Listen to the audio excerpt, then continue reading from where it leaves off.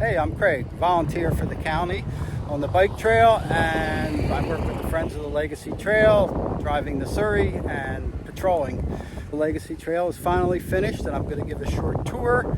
I'm standing here at the Shade Avenue crossover. And this is the crossover from the air. And the crossover from a bike view. Here's what the tracks looked like a few years back prior to the Legacy Trail.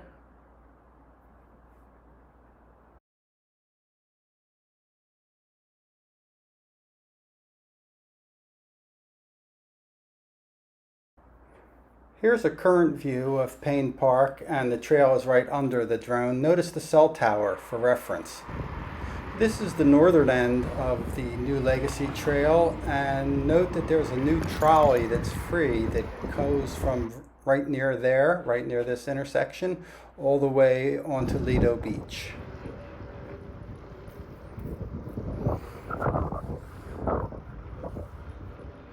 As you can see, the trail is a good upgrade to the warehouses and railroad that was there before. This is a view of the old warehouses, and the PAYNE Park itself was an old spring training ball field. Boston Red Sox, I think Chicago White Sox at one time.